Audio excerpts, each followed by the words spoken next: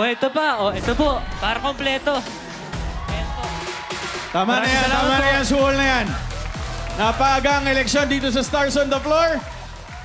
Sugar with Horizon, Jeremy. Ayan, siyempre nakuha ng yung mga kapartido nyo. Siyempre, boto sa inyo yan. Pero ang tanong, nakuha nyo ba ang boto ng Dance Authority? Yun. Diba?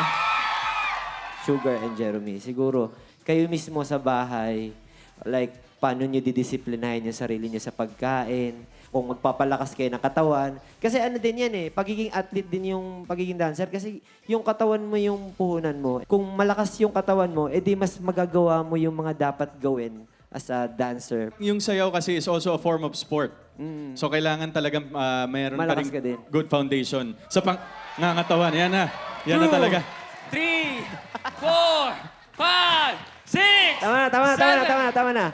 Alam nyo, kung magpopolitika kayo, hindi ko kayo iboboto. Pero sa Stars on the Floor, huli nyo yung boto ko.